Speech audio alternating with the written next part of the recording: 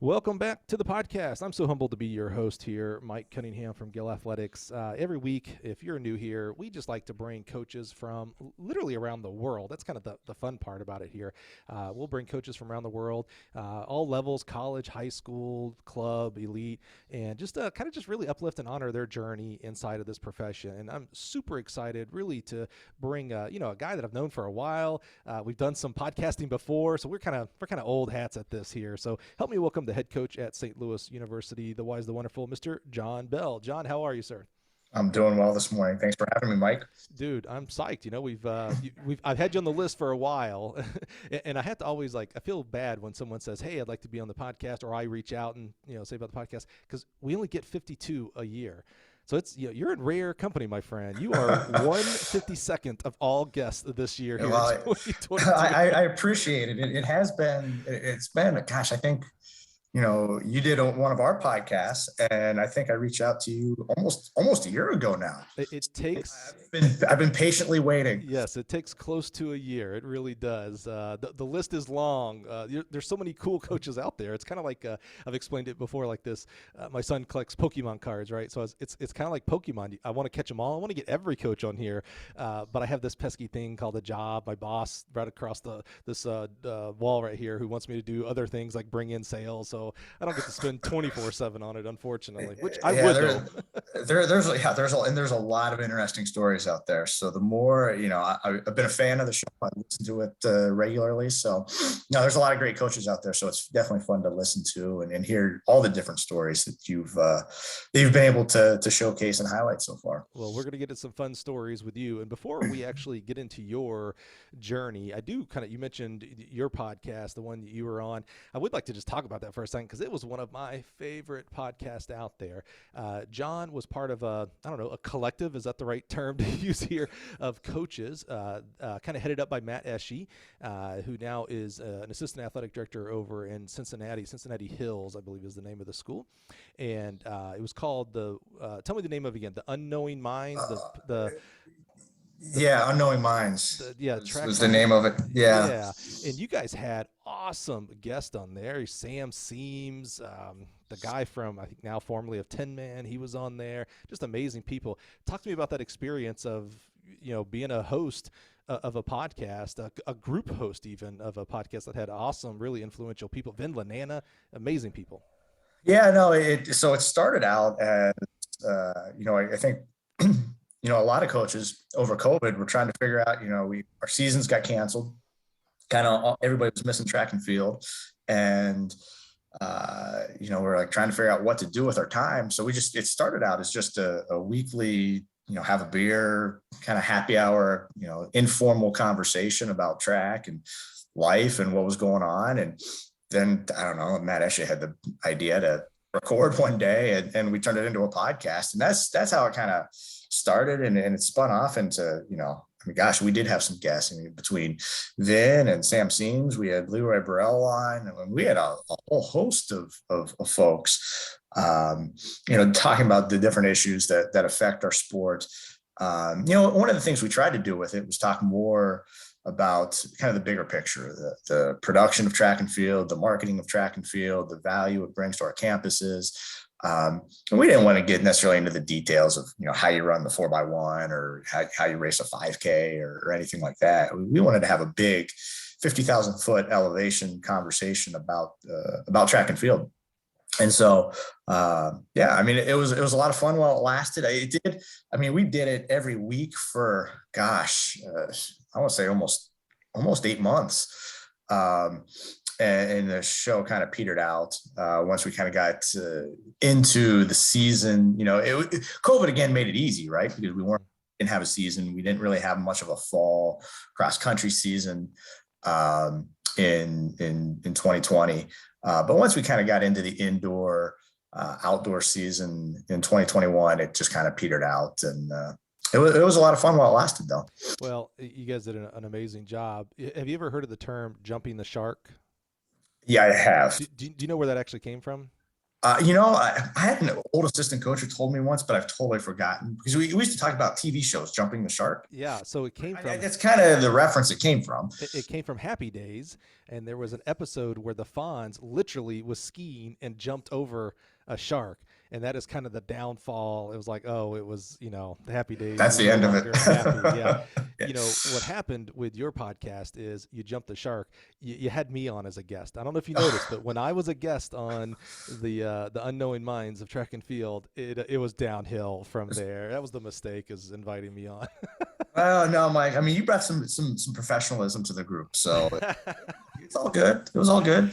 Well, you guys did a great job. As anybody maybe who has ever listened to our podcast here at Gill, me personally, I'm a huge podcast fan. I think of podcasting much like social media, and what I mean by that is if you ever wanted to have a podcast but were hesitant for whatever reason, I am your guy to help. Trust me. Reach out to me on Twitter at Mike Cunningham. I wrote an article on LinkedIn to help you kind of get down and dirty started, no cost, etc.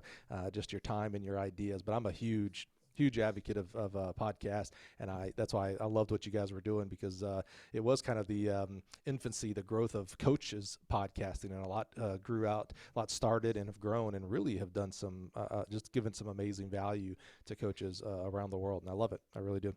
Okay, Appreciate John. So thanks for that. I appreciate that, and again, I am so thankful you guys had me on as a guest. It was a lot of fun. We got to talk about several of my favorite subjects. One is coaches, which is always what I talk about every day. Poker, that was a lot of fun. And if you remember, I think about 2 to 3 months into being a new owner of guinea pigs, and they decided they wanted to make sure they were on the podcast as well. So I do remember that quite very funny. vividly.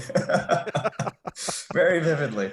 Well, let's jump into it, John. Where does track and field start for you? Were you a high school athlete, club athlete? Where do we begin? Yeah, I think again, I've listened to a lot of your a lot of these podcasts, and a lot like some of your other guests.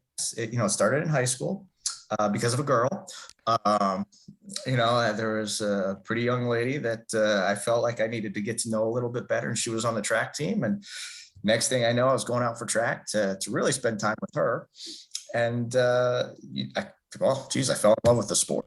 I was a sprinter. It was just something that I always liked the numbers of it, because I also have a background in baseball, which I'm sure we can get into a little. It's just I was always kind of a numbers geek. And so the splits and some of the training and the numbers that come with track and field, it always, they were always a fascination to me. I always kind of saw training and racing as a puzzle, trying to put all the pieces together on how you run, a good race, or, how you jump far or throw far. And so that's really where it began for me, was at the high school level. And I'm originally from, people ask me all the time where I'm originally from. And, it's kind of a fun answer that, I was born actually in St. Louis, moved to Pennsylvania through like middle school. Then we moved to Utah when I was in 8th grade. And that's, I went to high school in Utah. And then, college and all over the place after that. But yeah, high school was where I got my start in track and field. What was the style of the coach? Because you talked about numbers, and there's you can't do track without some level of numbers, right? Your PR, what you throw, etc. Maybe your marks for the long jump, if at the very base level of coaching. But it seemed like maybe it was a little bit deeper for you, because you talked about splits and things like that. You were a sprinter. How was the coach's style that helped you? Yeah, it was interesting, because my coach, Ray Franklin was his name. He was also played college football. I mean, he was a football guy as well as a track guy. He also, did track in college. And he really wasn't a numbers person. He was the, typical or stereotypical high school rah, motivate, get kids involved in the sport type coach. And then our sprint coach, Sam Beasley was his name. He had run at Weber State University. There in Ogden. That's where I'm originally from, Ogden, Utah. And, he wasn't much of a numbers person either. I think I really do think that's more my baseball background. I tried to understand. I liked trying to figure out how to, understand how the sport worked. Partly because baseball I played from little league on up, right?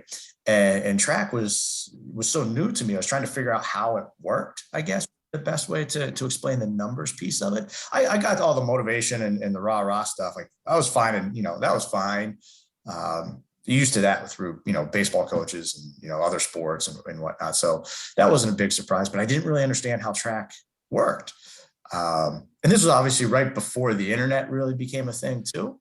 And so trying to figure out like what was good and what wasn't good, and that's how I really got into the numbers of it. So yeah, I was going to ask, where does this relate to the internet? So were your numbers based around, your team and meets, or were you able to research? My numbers were based, and I joke with our kids now, like, you guys know what U.S. track and field news is? And they're like, Coach, what is that? I said, that is how we used to figure out where we stood in the nation. Every month you'd get track and field news and look at the list. Awesome. And see where, if you ranked or if you didn't rank, and kind of go from there. Yeah, now I can go on mile split and I know how I'm doing in my conference and my section and my state. Yeah, it's quite a bit different now. Very different. So you said you were a sprinter. Did you try other events, or did you immediately start out as a sprinter, or how'd that work out? Yeah, no, I mean, that's how I started. I didn't really branch out to other events until college. And again, it was just kind of a unique experience for me in high school so I went to St. Joe High School, which is a small little high school in Ogden, Utah, 1A school. So smallest classification. And, I had 40 kids in my graduating class. So it was, we knew everybody. It was a small school, and because in Utah, Class 1A doesn't have football. We played baseball in the fall. So it was a really unique experience where I played baseball in the fall, and then allowed me to run track in the spring. So that's just, again, a unique high school experience. But no, I got into it right away in sprinting, and did some relays. In Utah, they have the sprint medley, the true sprint medley, in my opinion, the 2:2:48. Okay. I got these Iowans on my team now. 2:4. I'm like, no. It's 2:2:48. But my sophomore year, we were the Class 1 state champions in that, and the 400-meter leg, which was, that was kind of first real fun experience, that made me say, yeah, that I really like this track thing. And then I think, again, Utah does a really neat, I think they do a really good job, and I think they still do it in high school. BYU hosts a meet, Weber State hosts a meet. At the time, the University of Utah hosted a meet, but they hosted it at East High School. Now, obviously, Utah has their own facility. I don't know if they still host a meet or not. But it was this opportunity to run on college tracks. And that was just, when you're a high school kid, getting that experience of running at a college university, college facility, really sparked my interest in track. And you grew up, Weber State and all of those schools you just named. I did a trip through Utah about 4 years ago now, where I started at Southern Utah, visited Weber, Utah, BYU, all the way up to Utah State, and was just blown away by how gorgeous everything is. Weber State, man, you got that track right there in the mountains. It feels like you could just touch the mountains. They're right there. It is. Yeah, no, it really is, and it's a beautiful part of the country. And yeah, those, I mean, when you're at the Utah State track meet as a high school kid and you see snow-capped mountains, I don't think you appreciate it when you see it, but as you get a little bit older, like, yeah, their facilities are pretty nice, and just the layout, and again, just the experience. Chick Hislop would never remember me, famer, but we used to practice because we didn't have a track, right? We used to practice at Weber State, and we'd get there a little bit early just to watch his steeple guys, practicing, and it was like the coolest thing. Even though we were sprinters, and like the sprinters and the distance runners, they never get along, right? They don't see eye to eye on anything. But we just thought it was the coolest thing to go up there and just watch this pack of like 10 guys.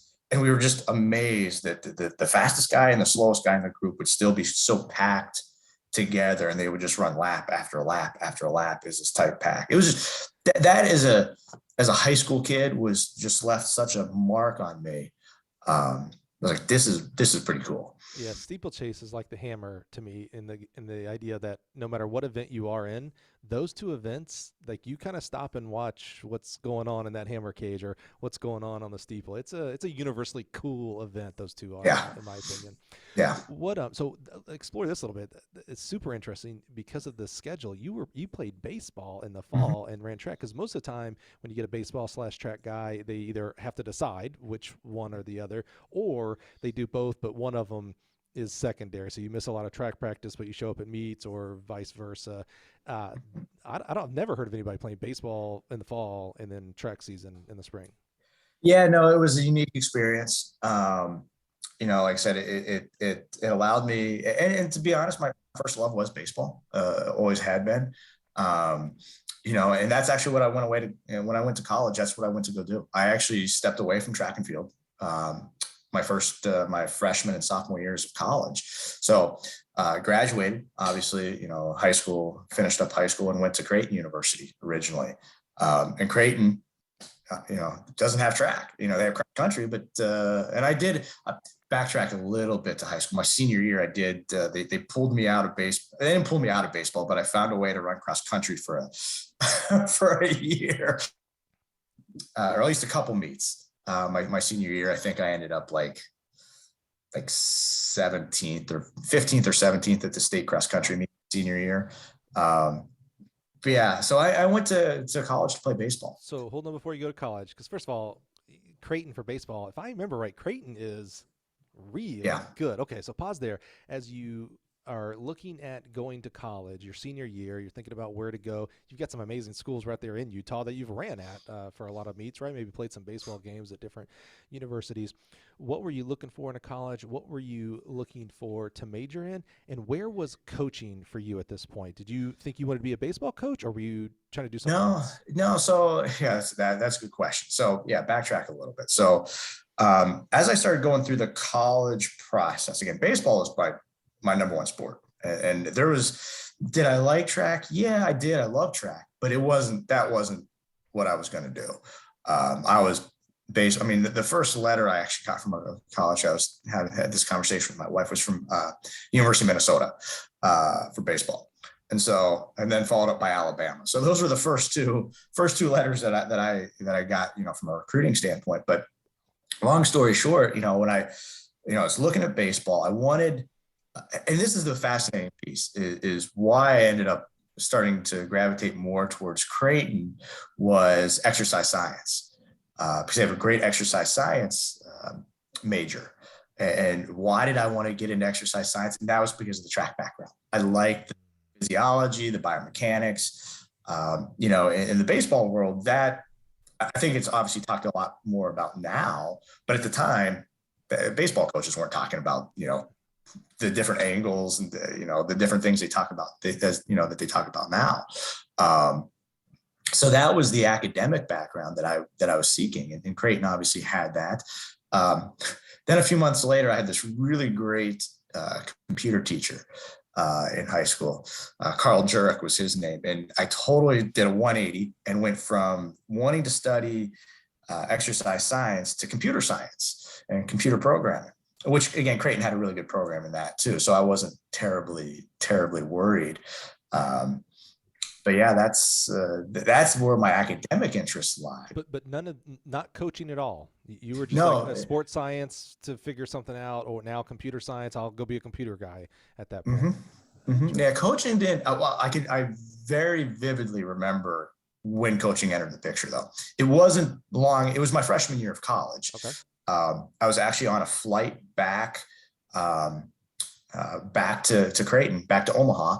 After Christmas break, and I was thinking again, baseball. That was where my head was at. Was baseball. I was like, I think track is out now. You're at Creighton. Yeah, track was totally out of the picture, and I thought, I could see myself again, that puzzle piece, like putting together, well, how would you put together a baseball team? With pitching state, you start with your pitchers. Do you start with your middle infielders, your outfielders? Kind of where you're 18 years old, right? So. These weren't really well-formed thoughts at the time. But they were there. Like, how do you do this? I mean, here I am 43 years old. And I'm still trying to figure out how you put together a team, but no, that's where the coaching first entered. But yeah, it was totally baseball focused at the time. So you spent 2 years at Creighton. Mm-hmm. Where did Year we, and a half. where Yeah. did we, where did So we what go and happened? why? Yeah. So what happened? So I got to Creighton, and just like every other college freshman out there, bright-eyed, bushy-tailed, ready to change the world. And about 2.5 weeks into my freshman year, I herniated a disc, which so I didn't end up playing at all that freshman year. I didn't need surgery, but that was going to be the next step. And during that year, coaches recruited more outfield. I was a center fielder, and I came back my sophomore year and went through fall baseball and just realized, hey, writing's on the wall. This isn't going to happen. Not going to get to play. I'm buried in the depth chart, but I wanted to play still. I'm not a very big person for anybody that knows me personally. My assets were, I was a great base runner, was fast, hence the track background. I was kind of more of a bunter, leadoff, prototypical leadoff guy type. And with the back injury, with the amount of time I had missed from a training standpoint, I'd lost a couple of steps. Then when I was recruited, I just wasn't going to play. But the associate head coach, Ed Service, who's been the head coach at Creighton for a long time now, had been at St. Mary's University, Minnesota, Division III school, and pulled me aside one day after practice, kind of knew I was down in the dumps and, saw that this wasn't going to work. And Coach Service and I had a really good relationship. And he said, hey, if you want to continue playing baseball at the college level, I know the coach at this Division III school in Minnesota. I can put in a phone call and you see if there's an opportunity there. So did that. I ended up going up there visiting. Again, pre-portal days. Yeah, we're definitely going to get into that. When you said transfer, I'm like, we're going to talk about it. So pre-portal days. End up going up there in like an end of November, maybe around Thanksgiving time, if I recall correctly, to just check the school out. Like the coach, like the guys on the team, academically. At this point, computer science was kind of out the door. I wanted to go something totally different. I wanted a degree at this point. So I went into history. Yeah, I know. But very bizarre. How I got to that, that's another story. But so I ended up transferring at semester to St. Mary's University in Minnesota. Wow. So you transfer, we already know you're changing majors on us. You're going to go from, I love this journey of sports science to computer science to, let's literally go left field here and let's go to history. Did St. Mary's have a track team, and how does that play into the transfer? Yeah. So again, I was 100% baseball, right? I go there and smart move by the coach is to have me come in like November, even though it was still cold, but it was like manageable. First day on campus in January, it was like 20 below. But what the hell did I get myself into? What in God's name? I have a biology, I'm taking like simple like biology for non-science majors, right? Walking across campus, just cussing up a storm. What the hell is bullshit? What am I doing here? Right. We have practice in our baseball practice in the field house, which has an indoor track in it. And I'm watching the track guys run around, and I was like, oh, that's kind of neat. Go through the spring, and so this is my sophomore year. So go through the spring, sophomore year, just play baseball, watch the track guys while we're indoors. At the time, St. Mary's didn't have an outdoor track, so by the time the weather changed and baseball practice was moved outdoors kind of permanently, I didn't really see the track guys much anymore because they were stuck indoors still. Didn't really think anything of it until kind of after that semester. Started thinking, it's like, yeah, maybe running track again would be kind of fun.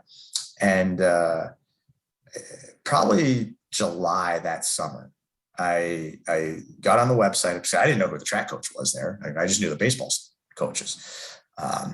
Get on the school website. So I'm going to email the track coach. And lo and behold, there was a coaching change, and they brought in this new guy, kind of later. Maybe later in the summer. Now I think about it, later in the summer, they brought in this new guy from Illinois State, Paul Thornton, and so I emailed this guy Paul out of the blue, and kind of give him my background that, hey, I was state champion in Utah, a couple of years ago, came to St. Mary's for baseball, yada yada yada. Is there a way we could maybe try and make this work, at least through like the indoor season? And then when it gets to outdoor, then we'll just address, cross that bridge when we get to it. Paul's like, sure, when you get on campus, stop by my office, and yeah. So that's how it kind of got back into track. So we just had Glenn Drexler from UW Superior on, and we talked a lot about the D3 attitude, if you will, of student athlete. Because it fascinates me that a baseball player would even think, like, I can't think of I don't know if St. Louis has these sports, but if a St. Louis baseball player says, hey, John, I'd like to run track, but also still play baseball, it feels like it'd almost be a non-starter. Like, hey, man, at the level we're at, D1, like, you just can't do it. Plus your baseball coach, that's where your scholarship is. He's going to be mad, whatever, blah, blah, blah. So 2 questions. One is, what audacity did you have to even ask that question to the coaches, right? But 2, what was it like? I'm fascinated that you're all in on baseball. You're a baseball player who happened to have run track at this point. It's past tense. You didn't run your first 2 years of school, of college. It's past tense. But something, as you were watching the team during that indoor, when you could see them across the way, there had to be something that just kind of sparked something in you, because, spoiler alert, you become a track coach, for crying out loud. What was it? Was there an emotional response, or was it just I got bored with baseball response? Maybe a little bit of that, a little bit of, probably hindsight 2020, probably a little bit of disgust on my part that, not to blame anybody, but, I'd gotten hurt, and like most 18-year-old guys, we had the world, we knew everything, as an 18-year-old guy, I knew what was going to, I knew I was going to make it professionally in baseball, and, that wasn't happening. And so I started to see the writing on the wall. Right. And, I was watching those track guys, and it re-sparked that interest in the puzzle of, how do you get faster? How do you put a relay together? How do you, just the numbers part of it came back a little bit. And then, I also enjoy training, right? Like, that is just inherently, even around the baseball guys, I was the kind of the guy that would love to go for a run or lift or do plyometrics, or like, I just really enjoy training. And so obviously that's what track and field is. And so that just always appealed to me. I like to work out, I like being active. I didn't, although I could do it. I could hit ball after ball after ball off a tee. It wasn't the same, right? You run repeat quarters, and any track guy, gal will tell you run 400s until you're puking. That's a very different feeling than hitting balls off a tee, right? And to me, it was more satisfying to be keeled over, laying on the track, than it was having some blisters on my hand after hitting a bunch of baseballs. So I saw those guys run it, and that just kind of sparked that interest in track again. And where the kind of the audacity came from, hell, I was 20 years old. I didn't know any different. I was just, hell, let's give it a try. What's the worst they're gonna say is no. So I love it. So, sometimes the naivety of upsetting other people is a good thing. It's like, I didn't know he was going to get upset, but I really wanted to try. I like that. That's good. We need a little bit of 18 to 20-year-old in us sometimes as we get to our age, man. I like that. I like that. So how did that play out? So first of all, shout out to Paul Thornton, now doing an amazing job at Kansas. Love him to death. How did that work out? Your last 2, maybe 3, I don't know. I took a 4.5 year route. Yeah. Yeah, that was 2. No, fall was great. I got to train. I was having a blast. And so what I did, how we made it work. So I played baseball my junior year of college. Right now we're in my junior year of college. And that's where you saw how is this going to work between baseball and track, because they're the same time. Indoors was fine, really. through January, kind of. So what I would do is I would do my track workouts in the morning. And then, Paul was gracious enough to allow me to do that, to do the track stuff in the morning. And then I'd go to baseball practice after class in the afternoon. And then when the spring, kind of once we got into the season, outdoor track, kind of spring baseball, I would primarily do baseball and make meets when I could. And then my senior year, the end of the junior year, so a conference baseball tournament was at Carleton College. Carleton hosted the track meet, the MIAC track meet that year, and then St. Olaf was hosting the baseball tournament, both in Northfield, Minnesota. So it was like perfect, right? It wasn't perfect. It was too hard to try and manage, trying to play in a conference baseball tournament as well as running a conference track meet. And that after that year, after that spring, I had to make a decision. I was like, okay, which one of these am I going to do? And again, clearly baseball wasn't, although again, loved it to death. It just, I was tired of it. I'd been doing it for, I say a long time, 20, 21 years old at the time. Right. So I've been doing it since, little league or whatever. You're always fighting for playing time, regardless of the level you're at. Whereas track, and I hate saying that about track, is it's the participatory part of it, but there's an element of participatory in track and field. But you control that. You have more control over that than what you maybe do in baseball, right? The stopwatch never lies. And so if I run the time, I knew that if I was a fast enough guy, whether it be the 100, the 200, the 400, long jump, triple jump, whatever it might be, the coach was going to find a way to get me on the track. I think you brought up some really good points there.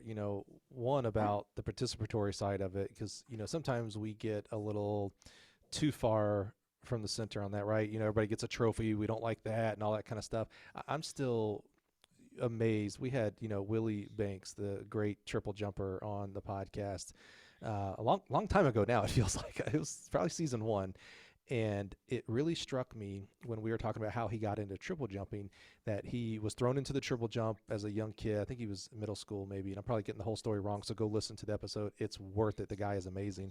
But he got like 8th place, and he got a ribbon for it.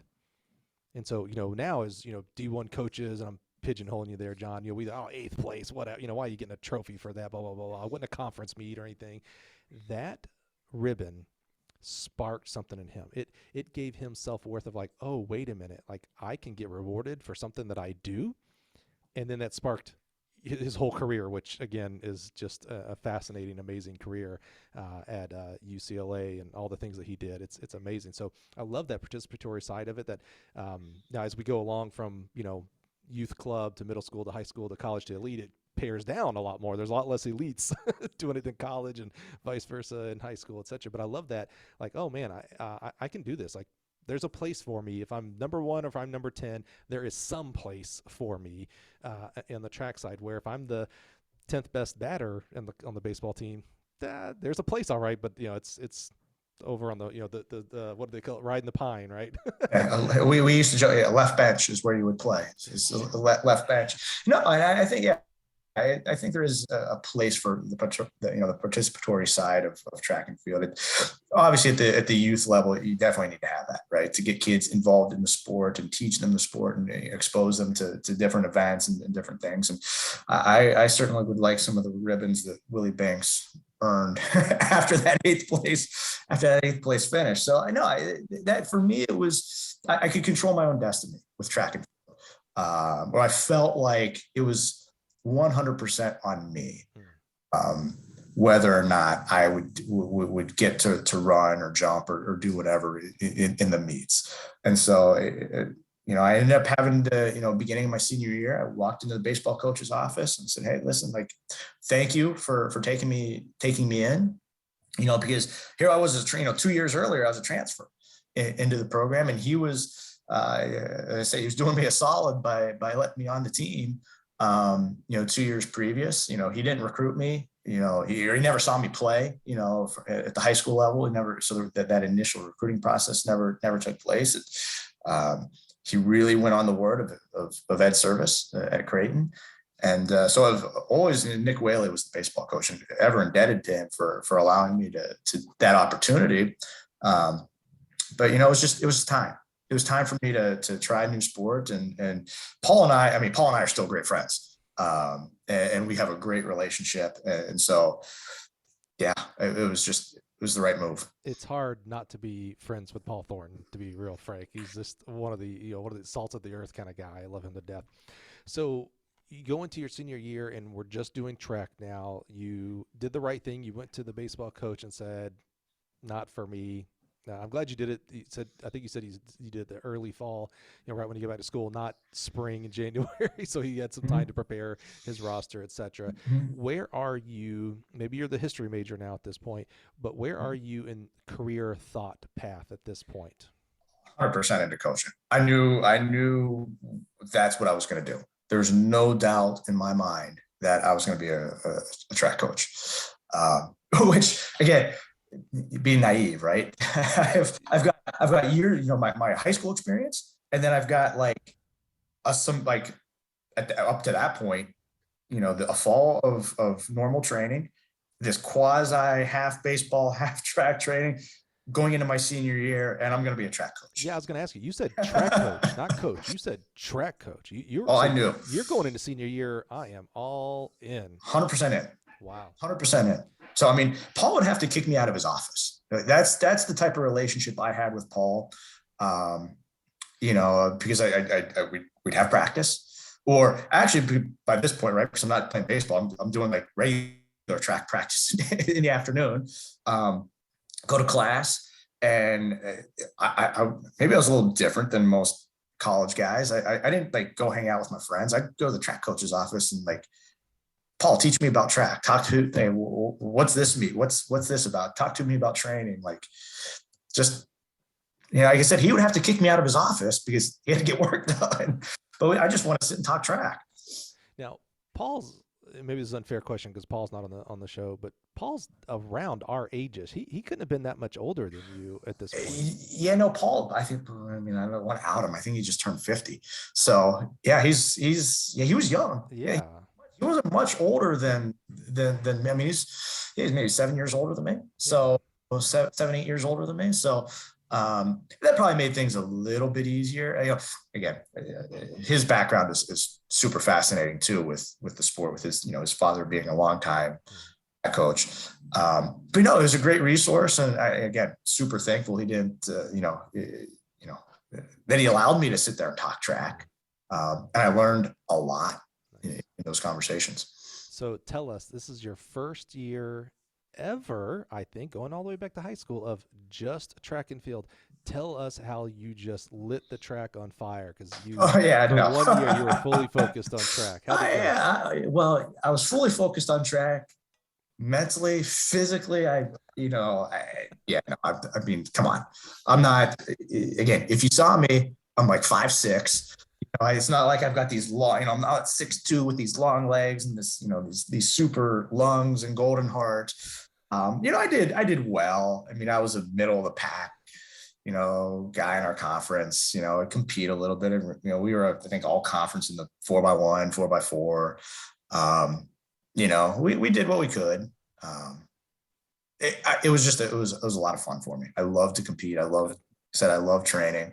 I joke with Paul now. If I was coaching me, if I was coaching me now, I would have 400. No way. I would have turned myself into a miler. I should have been a miler.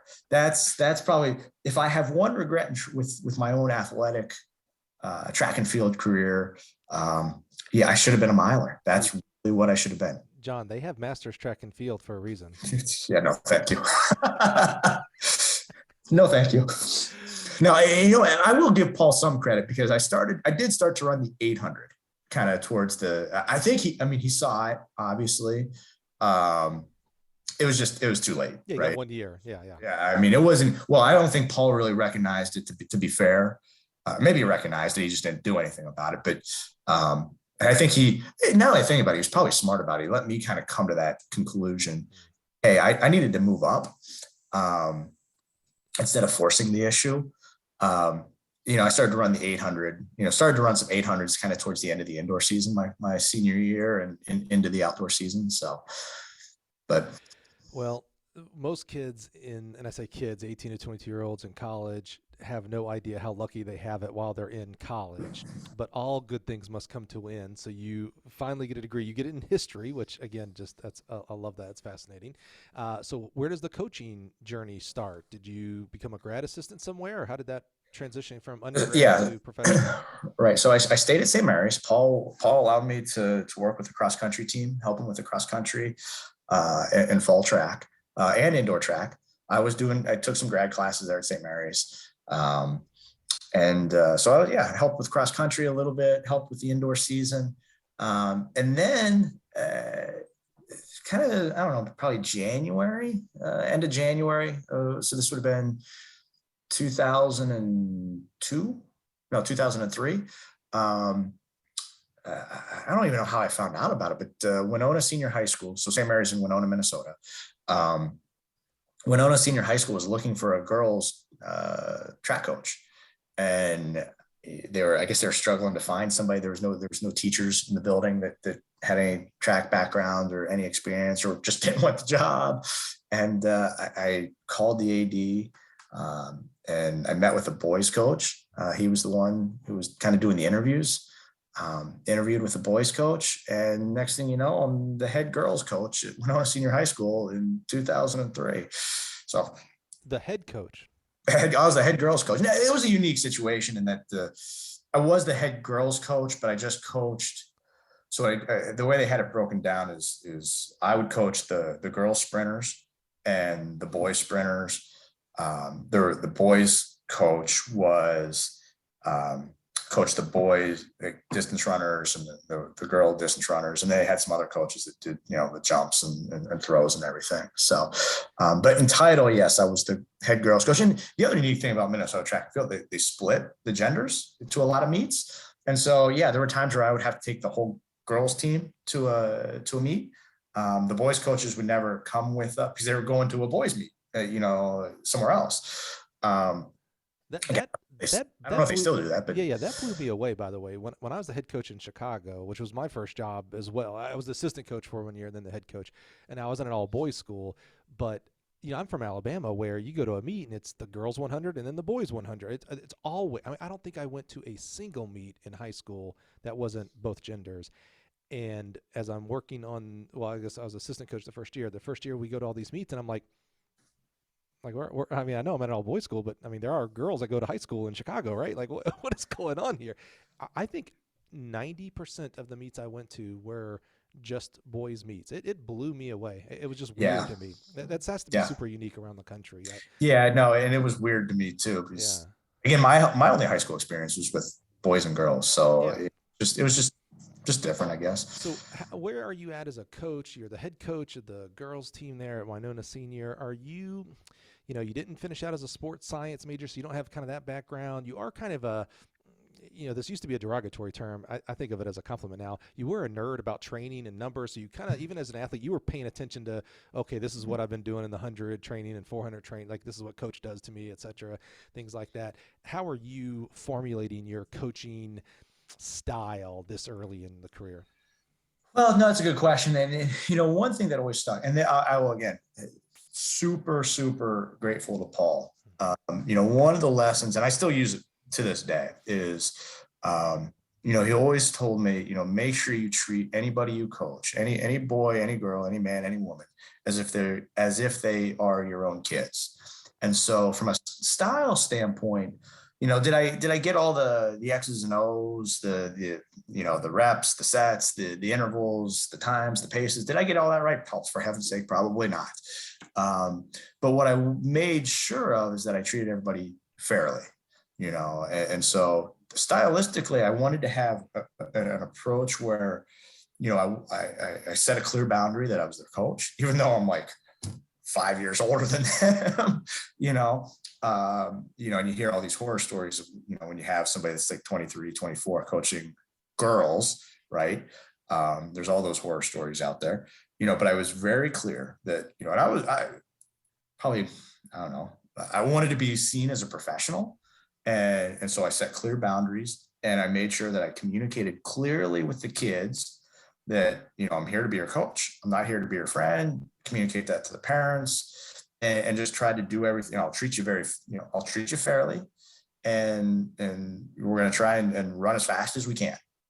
And so I wasn't yelling and screaming. I was, you know, just tried to be very dogmatic in approach, and be professional. So I think stylistically, yeah, did I get, like I said, the X's and O's part? Oh gosh. I mean, I look back, because I kept I still have the notebook of every single workout that we did that year. And I look back at it from time to time and say, yeah, I wasn't that far off on what I do now. Do you ever call them or Facebook message and be like, oh, look, I'm sorry, I didn't mean to make you do. I do that with my first athletes when I coached high school. I was like, I still to this day when I see them, it's been, oh my gosh, that was 96, so it's been 25 plus years. If I ever run across them on social media, the first thing I say is, hey, look, man, I'm so sorry. I had no clue what I was doing. I'm so sorry. Thank God you survived.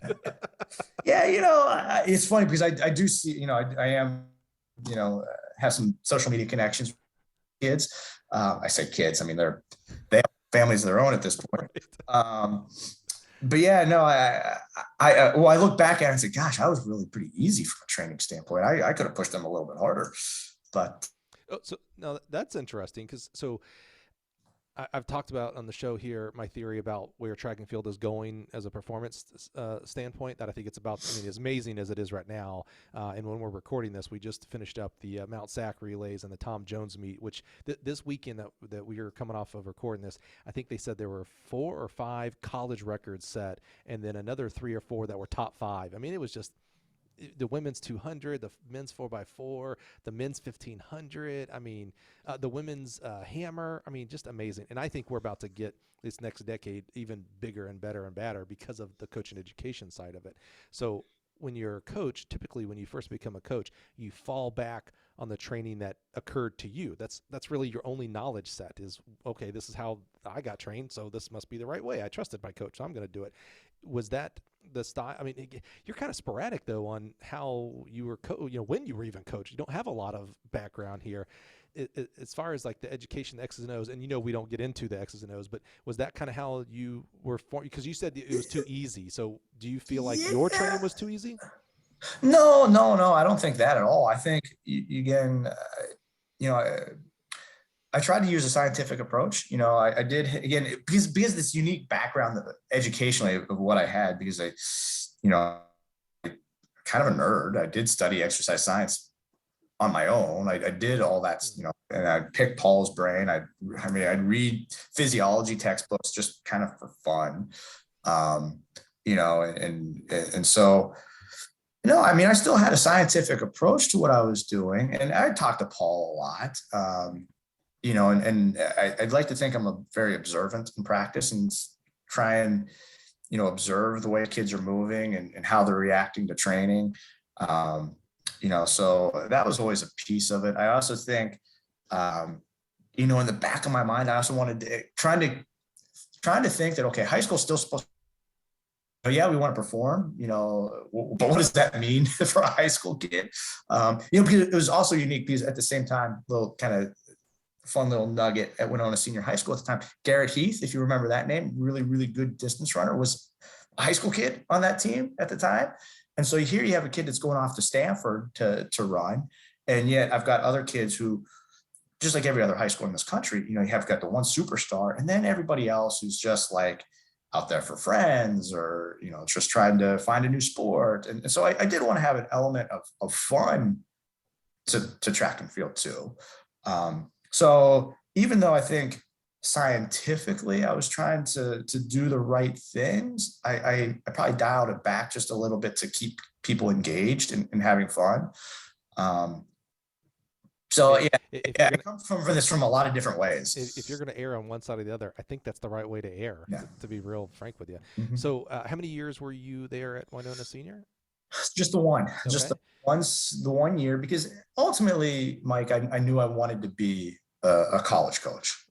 1 year that I was there, although we had fun, we had some kids go to the state meet. Um, I knew high school wasn't for me, primarily because I didn't want to teach. And I didn't, just it doesn't, teach from the classroom setting. Mhm. Just didn't seem that appealing to me at the time.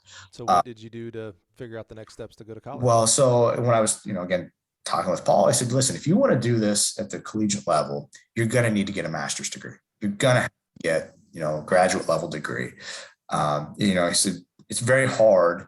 It's very hard for an administrator to, when you're at the college level, telling kids to go to class when you only have a bachelor's degree. You don't have a degree higher than what they're going to school for.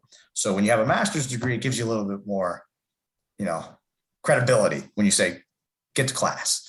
So I was like, okay, that in my head made sense. And so, I was looking around for graduate assistant spots, and again, this is one of these crossroads in your career, right? So I ended up working down to two programs, Emporia State University in Kansas. Of course. Yeah.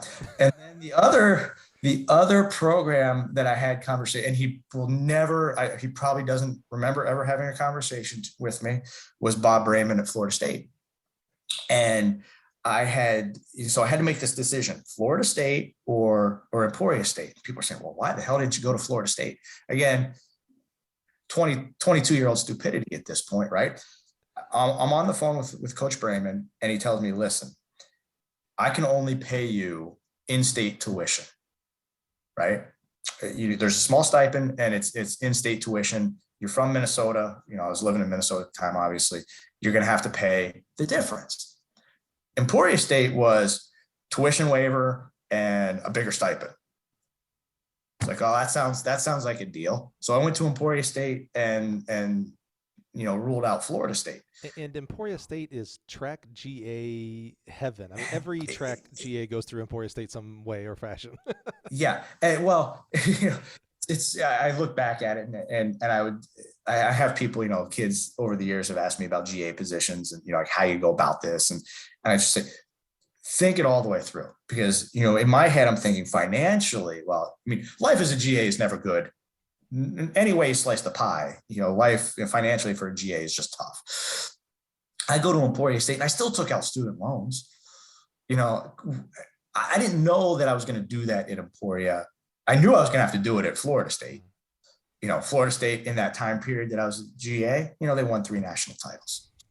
How much different would my career be had I gone to Florida State? Who knows, right? But I don't have many regrets, and I don't regret going. Oh, okay, I was about to say, John, because my favorite game to play, and we talk to ourselves a lot in that same fashion, is like, man, what if Florida State, the quote-unquote bigger name, right, 3 national titles, I might be the head coach of University of Florida at this point, right?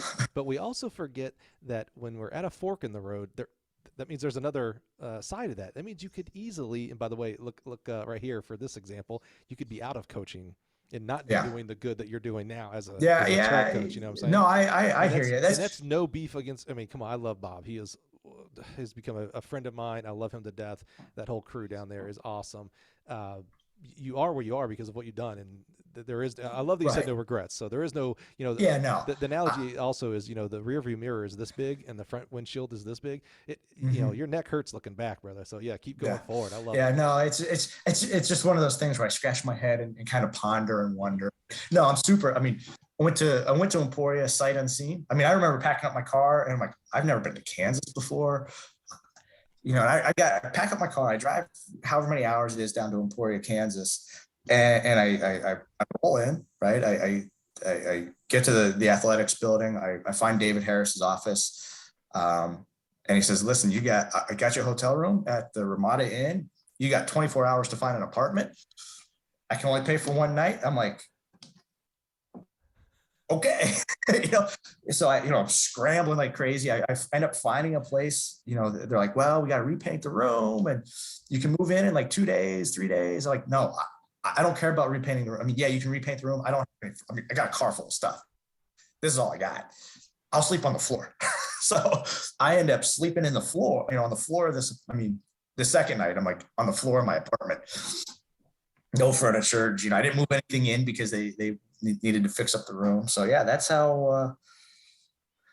Welcome to college coaching. I was about to say the beautiful life of college coaching, specifically GA, but we've had plenty of coaches on before that they got that exact same story, if not worse, of the full-time job as well. Mm-hmm. Yeah, absolutely.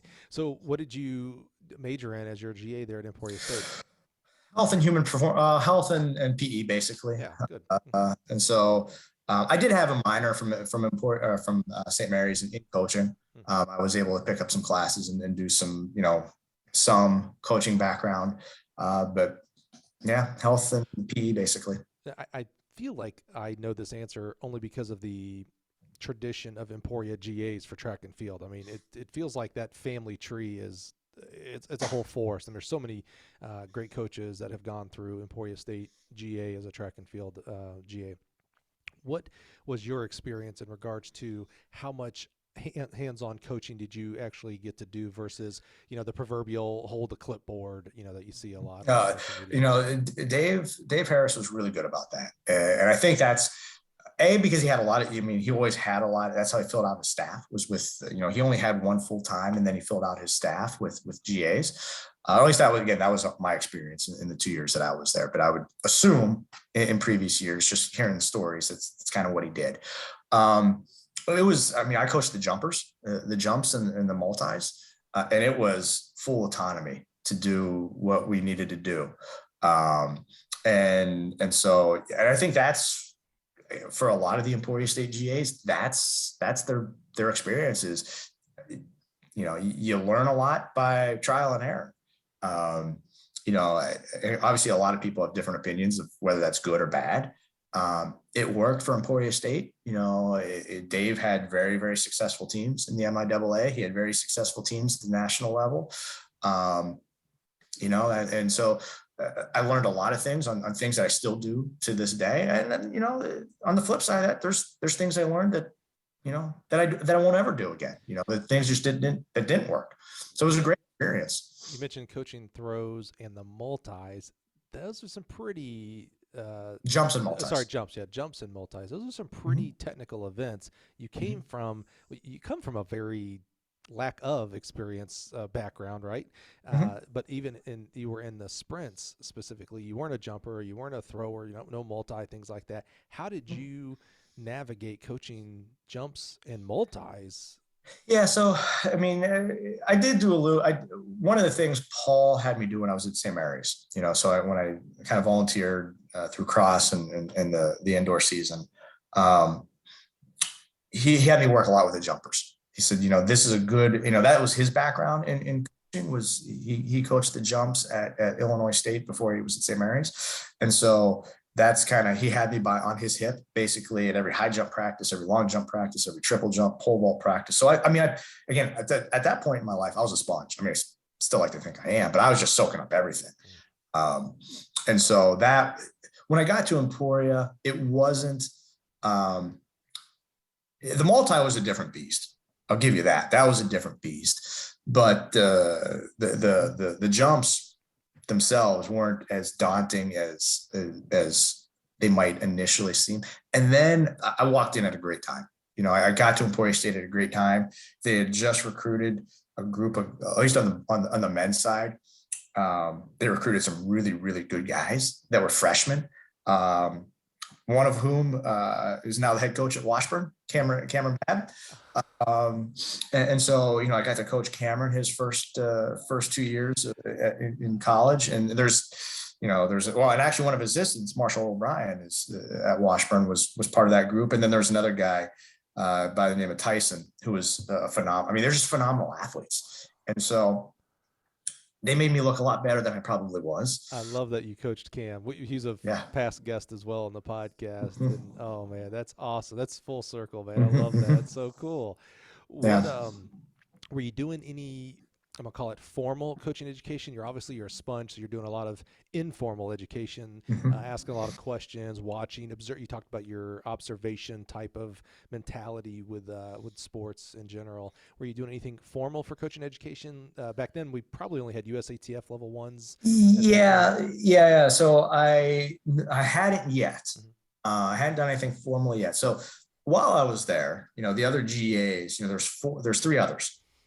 Two, Mike Nelson, who's at Monmouth University in New Jersey, and Scott Williamson, who's at the University of Nevada now. We were all together. That's how you put the podcast together. Yeah, Because those two guys were on there as well. Great guys, by the way.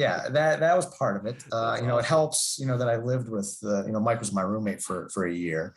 But no, I mean, they well, one summer they went south. And Mike had already done his level one. It was kind of crazy. He'd already done his level one by the time he got there. Scott actually, Scott ran at the University of Iowa. And I think for some reason, because he volunteered there for a year, and I don't know if Coach Wazora made him get his level one or something. I'm not sure exactly how it happened. That might have been a tradition, because I distinctly remember teaching a level one, and I can't remember where it was. Maybe it was over in Dubuque, or maybe it was close to Iowa. But I specifically remember there were like 4 or 5 senior and GA type University of Iowa kids. In fact, Jason Wakenight now doing an amazing job. He's the one who's coaching quarters, I believe, at the University of Iowa, and you see what they're doing. But Wakenight was in there, and there was a thrower from Iowa. Like, it was like, I remember it just distinctly, like, oh wait, these guys, they're not they're not full-time coaches or high school they're students at this point. So that might have been a tradition for that program. Yeah, and so Scott had already had his level one summer. Those two, like, because they hadn't, I hadn't gone to level one yet. They're like, well, we're smarter than you. We're gonna take a road trip one summer, and we're gonna do level 2 down in Starkville. Yeah. God, we got some stories out of that we'll talk about offline. But they did their level 2. But no, I hadn't started. I ended up doing my level 1 after graduate school. But no, I hadn't. No, it was just self-taught at that point. So you did 2 years at Emporia State. Where do we go next? So graduated, and that summer of 2005 was, I mean, that was a great summer. I mean, we wake up, at the time, the Coaches Association didn't really have the jobs portal online. So it was get up every morning, check NCAA.org. That was the place to be. Yeah. You check NCAA.org, and then we'd go lay by the pool. I mean, it was a great summer.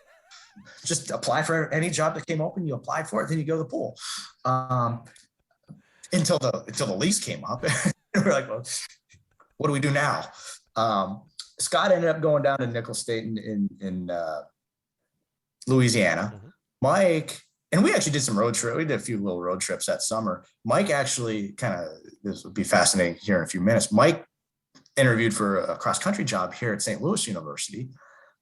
I ended up, so our lease ended July. Mike had just gotten the cross-country job at St. Louis University. I hadn't secured anything at that point. So I was out of a place to live. So I went back home to Utah, and was starting to line something up at, at the time it was Utah Valley State College. It's now UVU, Utah Valley University, with Scott Houle, the coach there.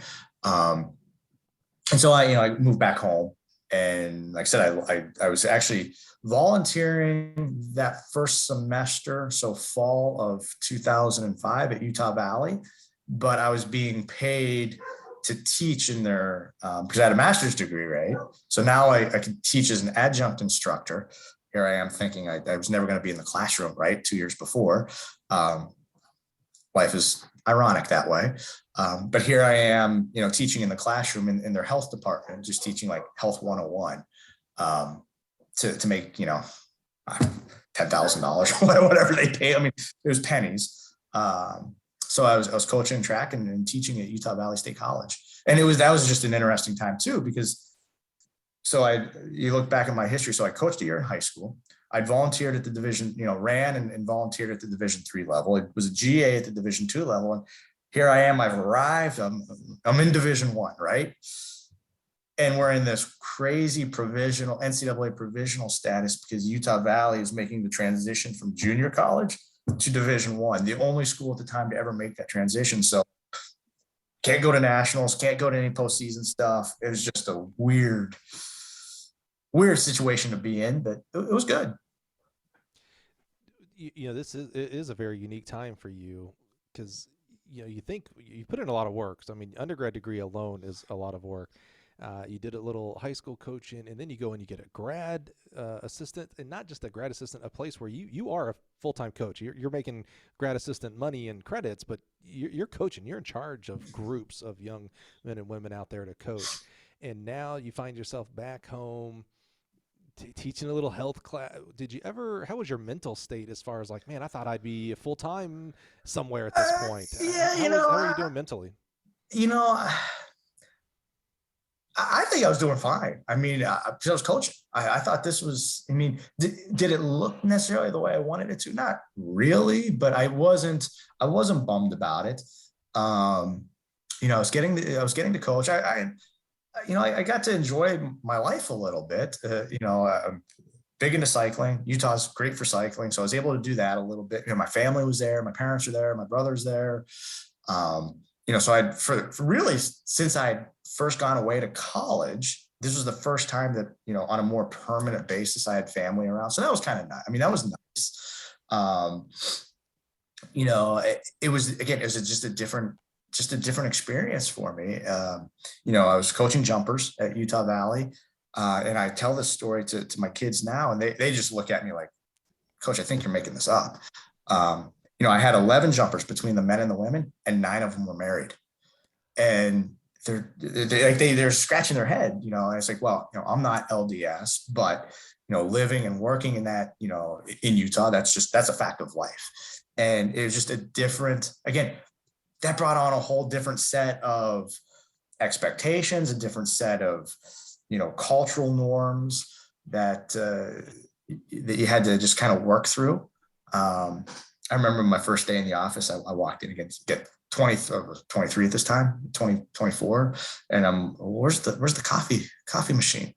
And the secretary kind of looks at me like, what are you talking about? You ain't from around here, are you? Yeah. Like, oh yeah, back in Utah. So yeah, I mean, it was a good experience. The coach who, took a chance on me, the following year, I was part-time track and field, part-time teaching. So the pay got significantly better. But there was a draw, right? I joke when people ask, well, why'd you go from Utah Valley? Because I was only there a year and a half. Why'd you go from Utah Valley to St. Louis? And the joking answer, the facetious answer is, well, I enjoy beer. But the serious answer is that, when Mike Nelson called me, again, he was my roommate in graduate school, and he said, hey, I'm starting a program at St. Louis University, because a lot of people don't realize St. Louis University, it has a really checkered history with track and field. And the university is, quite honestly, I'll speak. The one poor thing I'll speak about my employers, they did a poor job of keeping track or keeping the history of the program. They didn't keep very good records. We had track and field in the early, kind of the teens, early 1900s. And the program was dropped like 1920-ish. And then it was resurrected again in World War II, and then dropped again during World War II, resurrected. And here's the name for you, Al Schmidt, resurrected the program at St. Louis University. So if you ever see Al, ask him that one. He coached the program in like the late 70s to maybe 1981. I have no idea. Because you were at Mississippi State at one point. I was there for that level too. Yeah. And Big Daddy Al is like a dad to me. I mean, I'm so indebted to him. Yeah, ask him about it. Yeah, every time. I knew he was from St. Louis, but I didn't realize he coached at St. Louis. Wow. Oh yeah, he resurrected the program. Like I said, 77, 78, somewhere in that time, like 80, 81, and then they dropped the program again. So this program has been started and dropped like 4 times. 1992, the university reinstituted cross country, but it was cross country only. Fast forward to 2006, fall 2006, the athletics director, Cheryl Levitt at the time, who was a high jumper in her day at Mizzou, and had come from had spent some time at Stanford, so obviously around some high level track and field. He gets to St. Louis University, ends up having a conversation with Mike Nelson, and they decide to bring back outdoor track and field. And so that would have been outdoor track and field in the spring of 2006, and then with the following year, indoor track beginning in kind of January of 2007. So Mike calls me. He goes through the outdoor season in 2006, calls me, and says, "Hey, I might have a position coming open, starting this program. We go into a convention, the coaches convention." And it was our first convention, 2006. So we met down, it was in San Antonio, we talked about it, and I moved in January 2007 to St. Louis. Wow. St. Louis University got a new facility right around that time, 07, 08? It was later. It was later. It was about 2012. Oh, was it that? Okay. All right. I couldn't remember. I was thinking it was earlier when I got here to Yale. Okay. So you praise for the convention, right? So you had a good talk with your former roommate and decided to bring you on. Boy, we'd have a whole different conversation if he would not have hired you and hired someone else. Boy, it would have been like, man, that roommate situation did not work out well. So you moved to St. Louis University as the assistant coach. So that was 2007? January 2007. And for full disclosure, it wasn't even a paid position. It was a volunteer position. Wow. And so it was personal training. So that was the side hustle that I had going on. I was working at I will say I was working at a pretty nice health club in St. Louis. So the money was good. But yeah, that was the side hustle, was the personal training. I'm always fascinated by these, I'm gonna call it these dips in the career, right? I think about that. We've all seen that graphic of, what the plan is, it's linear, it goes from the bottom to the top. It's perfect. That's how I planned my career. And then reality is, there's dips and back steps and things like that. You were, a paid position at Utah Valley. And I know there's a draw with Mike, Mike, and you were roommates. Obviously you're close to him in that sense. But you go there on a volunteer position. What was the draw to go there and be a volunteer? Starting a program. That was getting back to what I said, why I first wanted to be a coach was the kind of the puzzle piece of how you do this. And it was like so obvious to me that here you had this opportunity to really literally create something out of nothing. And it was again, I also had some family in St. Louis. I have an aunt, uncle, and some cousins here. So like moving here wasn't, again, I was born here too. So it really wasn't hard for me to make that transition. But yeah, financially, I was like, okay, we'll figure this out. Again, I wanted to coach. So I knew I'd figure that piece out somehow. But the opportunity to build a program, and not many coaches have had that experience. There's a lot of coaches that maybe get to a program that is in shambles, that, maybe they're not well supported, not well funded, but there's something, there's some semblance. Maybe you have jersey. Like we were buying jerseys. We literally, you think about what it takes to start a program, you have to buy everything. And we didn't have a facility at this point, fast forward to that here in a little bit, but yeah, that was what enticed me to want to do this. And so, and it was a good school. St. Louis University is a great academic school. So and not that Utah Valley wasn't, but really my experience, you think back at, I went to a private Catholic high school in high school. I went to Creighton, which is private school. Went to St. Mary's, it's a private school. My first public education experience was at Emporia State and Utah Valley. And not that that's a bad thing. It's just very, very different, very, very different than a private school, whether it be, high school or university level. It's just different. I probably will do better professionally from here until the day I retire in a private school setting. That's just, I identify with it. I identify with the values of the university and what the university is trying to get done. And so I knew I was going to coach some kids that I could make a connection with, and I felt very strong and very positive about that. So yeah, it was an easy it actually was a really easy, as crazy as that sounds, to go from paid position to volunteer. That was a super easy decision for me. It was not hard. It was hard leaving my family, but there's airplanes, so I get back and see them. Both states have airports. That's good. Yeah. How long were you a volunteer before you were able to get to an actual paid position? Yeah. So again, crazy scenario, right? So I go through that spring and we get into the summer and Mike and I like, well, don't know if we're going to be able to pay you. What are we going to do? We got to, there were some opportunities, to do some graduate work. And I was like, oh boy, I already have I'm not going to get another master's degree. So I actually applied for and was accepted and was about to enroll in a PhD program at St. Louis University in higher education administration. I was going to get my EDD. So I kind of going through that process because we had a little bit of graduate money that I could still do the side hustle, personal training, and make some, make a small amount of money that way. That was going to be the plan. And then end of July, 2007, maybe beginning of August, Mike applied for and then did an interview at Marquette University. And goes and does that. And in the meantime, I'm like, well, great. If he leaves, what am I going to do? If they bring in another coach, like I might be SOL here. And what am I doing?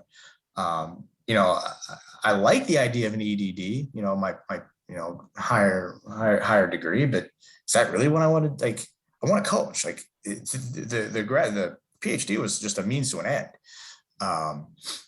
In the meantime, Cheryl, a lot of drama in our athletics department, as all athletics departments do have, our school president fired our basketball coach. That's a big deal at SLU, the Billikens. Yeah, That's a basketball school. Well, yeah. And we did that. I mean, again, drama, right? School president, not the AD. School president fired the basketball coach, not the AD. And why does the school president do that? Because he went and hired Rick Majerus behind the AD's back, which good hire. Like, I understand that hire, but that really left our AD in this position of like, wait a sec, like what legs do I have to stand on? So she left, understandably, right? So now all of a sudden, we don't have an AD. Our senior associate director of athletics is now the interim AD. This is all happening in the hiring of the basketball coach was in maybe May or June or whenever that was. We had an interim AD this whole summer. Mike goes and interviews at Marquette. The associate AD pulls me in, who's now the interim AD, and says, John, if Mike leaves, I'm not starting as an interim AD. I am not starting a national search for a new coach. Will you take the job on an interim basis if he leaves? It's like, my first question, does it pay what he makes? And he's like, yes, you'll make the salary that I was like, sign me up, done deal. So we're sitting, fast forward a little bit further, we have this recruit, and I can't remember, it was a young woman, can't remember her name. And we have this plan because Mike is expecting this phone call. Mike Nelson is expecting this phone call. And he says, okay, listen, if I get the call, I'll excuse myself. If I get the job, I'll stand by the door. If I don't, I'll leave. You sit in my chair, because it's a tight, small office. You sit in my chair. And if I get the job, I'll just stand by the door. If I don't, I'll come back around, and that's the sign, right? During this kid's visit. So phone rings, Mike excuses himself. I'm like trying to talk to this recruit and her family. I sit at the desk and I'm like, I honestly have no idea what I said. I don't know if she came to SLU. I really do not remember the young woman's name. She ended up not coming to SLU. Probably because I did such a poor job of communicating with her, because I'm just waiting to see what Mike does. And he comes back into the office suite. And he stands at the door. I'm like doing one of these numbers in my head. Yeah. Wow, dude, that is one of the more interesting, call it transitions of power, if you will. Holy cow! It was a fun moment. Like I said, what was that feeling like beyond? I mean, the stress and pressure of having a recruit, and whether you get the recruit or not, you're still trying to put the best face forward to their family and represent the university, things like that. But in that moment where Mike stopped at the door, because that had to be he'd come back in, you're like, all right, is he stepping across the threshold or is he staying?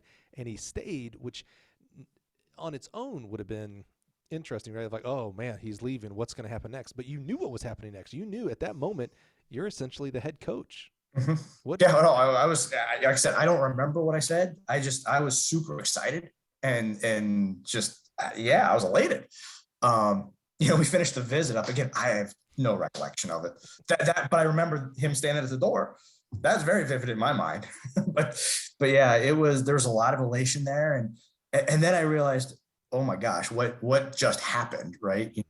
He goes down and talks to the associate AD that I'm leaving. And I mean, this is literally 2 weeks before school starts. And I have one at that point in my career, I've been coaching jumpers and multis and sprinters, and all of a sudden I got to coach cross country. I got to find somebody to help me. I don't know a damn thing about cross country, really. I mean, I kind of know a little bit, but not Division I knowledge, right? Not adequate to coach kids at this level. Even though we were a new program, we weren't very good, right? But I knew those kids needed somebody that had a better background in distance, endurance training than what I had. So luckily I found somebody. I knew somebody. Again, we kind of ran in a group of folks here in St. Louis. Ben Rosario was who runs Northern Arizona Elite. I lived with him when I first moved to St. Louis. So we kind of had this niche group of distance people. And I found a guy, Tim Bradley was his name, who was also working. Ironically, he was also personal training at a rival health club in St. Louis that I'd actually interviewed at when I first moved to St. Louis. So I had known Tim, and he actually ran at Emporia State and finished his. Actually, they dropped the men's program there. He ended up finishing his eligibility at Western Illinois, and he was finishing up a graduate degree. He's a couple years younger than me. He was finishing up a graduate degree at SIU Edwardsville in sports science, and he came over and helped me, and he was with me Tim took a job in Chicago 4 years ago. So he was for 12 years. So you didn't waste time. You knew you didn't have time. You had 2 weeks until school starts and the kids are starting to trickle back in. You got right to going, okay, here's my weaknesses. Here's my strengths. I need a distance coach. It ain't me. Let's go find that. How did that first year go overall? Because my favorite question to always ask for someone when they get their first head coaching job is, were you ready? And invariably, the correct answer is always no. Yeah, you're shaking your head exactly. The correct answer is always no. So how did you start developing your head coaching skills, which are different than just an assistant coach? Oh, yeah. I mean, it's still a work in progress. I think it's still a work in progress.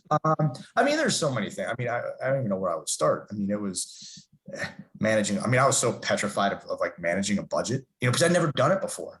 All of a sudden, and that's the advice when I have these because I've had GAs and young coaches, and the advice one of the things I try and do now is kind of open that up a little bit to them so they can kind of see it a little bit. So if they ever do find themselves in the big chair, what it's like, because I never had that experience before. And it was all those little things, managing the budget, doing purchase orders, doing compliance work, CARAs, name the paperwork that head coaches have to deal with. You just, as a young assistant, you just don't see those things. And, I've always been a fairly organized person. And honestly, I'm also a rules follower. So compliance people love me. They love me. They know I'm not breaking rules, or at least that's the first time that's been said on the podcast. Yeah, rules yeah, people, compliance people love me. Yeah, I am a stickler for rules. And so primarily because I was so afraid that first year of screwing anything up, because I knew it was an interim basis. And basically the Doug McElhaga, who just retired from SIU, he ended up going over to SIUE out of athletics. Great man in a lot of ways, basically told me, if you don't screw this up, you're probably going to be retained as the head coach. So I was just cross all my T's, dot all my I's. I am not I've done a roller coaster to get to this point. And now you're telling me if I don't screw anything up, I'm going to get to keep this job. I am not screwing anything up. So that's probably where that kind of ingrained fear of compliance and budget and all that comes from. You mentioned a lot of different things that a head coach has on their plate inherently because they're the head coach, right? Budgeting, scheduling, all the care. That stuff was after I quit coaching, thank goodness. But all the cares and things like that, compliance, clearing house, all that kind of stuff. What did you during that first year? What did you struggle with the most? When you look back, you're like, oh man, I didn't know how to do X, Y, Z. Now I'm good at it, but I struggled when I first had to put it together. Well, that's a good question because I think I always felt like I was a good communicator with kids. And because of that situation, I shifted my focus into those other things so that I didn't lose my job. I think I became less good at communicating with kids because my elsewhere, and it drew me in a different direction. And so did I lose my ability to communicate with kids or motivate and again, just my stylistically, I think it did lead a little bit more into being a professional, right? Because I was like, hey, I got office hours. I got this, I got that. I was very structured that way and kids knew that. But I do think when I look back at it, I probably lost kind of the thing that got me into coaching, like being able to go and hang out in Paul's office and just talk track. I kind of shut the door to that a little bit. And the door was never physically closed, but it metaphorically was like, I got to do all these other things before I can actually deal with you. And so I probably did lose in those first couple of years some of the human aspect of coaching. And now I'm like the compliance stuff. I joke with our compliance, but yeah, I still don't break rules, or I try not to break rules, but like, I'll get to it when I get to it. I just don't prove it on timely basis. Yes, correct. You brought up a lot of great points there, John.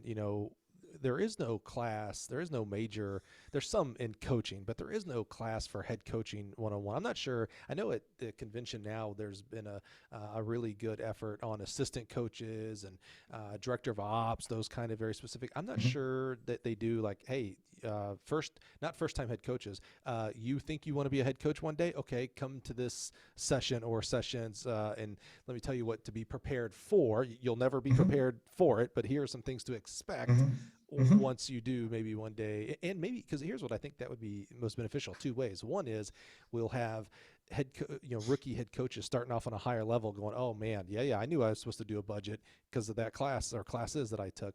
But also it may help convince some assistant coaches that think they want to be the head coach and realize that they are really good. They're more valuable as an assistant coach than they are as a head coach. So you're spot on, man, about that.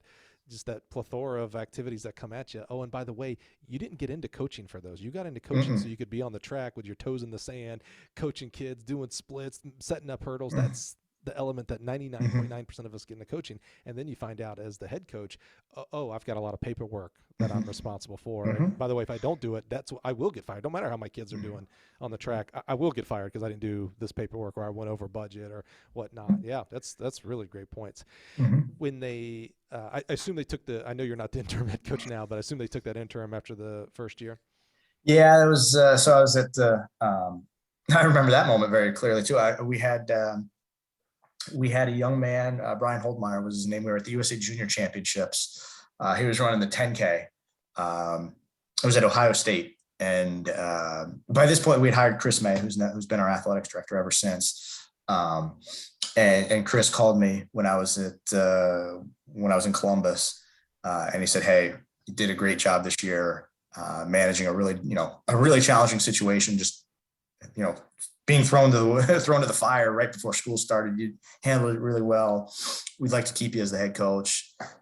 Do you want to stay as our head coach?" And I was like, "Well, yeah, I do." So that was a huge relief. Obviously, Brian ran really well that night. I think we were all pretty excited. I think he ended up sixth at the USA Juniors in the 10K that night. But no, I mean, but what it did though, Mike, is it brought in, on one hand, a lot of relief, but then it was, okay, now we're really going to roll up our sleeves and how do we build a program? Again, we didn't have much scholarship. That's grown a little bit. Didn't have much of for a long time, didn't really have a budget because just the craziness of what happens at a big university. when you add a sport, and again, I don't necessarily blame any of our administrators, and really the ones that made the decision to add track and field. A lot of them have moved on to other positions. They didn't really think it all the way through, unfortunately. So I honestly, God's honest truth, Mike, did not get a bottom line budget number until probably about 6 years ago. So for the first, I don't know, 9 years, they would, at the beginning of every school year, they were like, just don't spend too much. Well, what's that mean? Wow. Those are the growing pains, because nobody had taken the time to, and because we'd also gone through a couple of business managers in our department. So somebody might get started on the project and then they'd leave, and the next was like drinking out of a fire hose. Now we've had a consistent business manager for a while, that can kind of put those things together. So, I mean, yeah. How many assistant coaches think of that when That's fascinating, because I talk about, head coaches, you are a CEO, you are running a business, you are also coaching, but you have, whether you have a small, whatever small is, a small budget or $1 million budget, you're running a business and you're responsible for numbers. I couldn't imagine, we have budgets within our divisions and things here. I got a budget, what I can do for travel and XYZ. I couldn't imagine. Like, it's funny because on one hand you think like, oh man, I'd love that. Just don't spend too much. Bingo, I'm on the way. It's not good. Guidelines are good.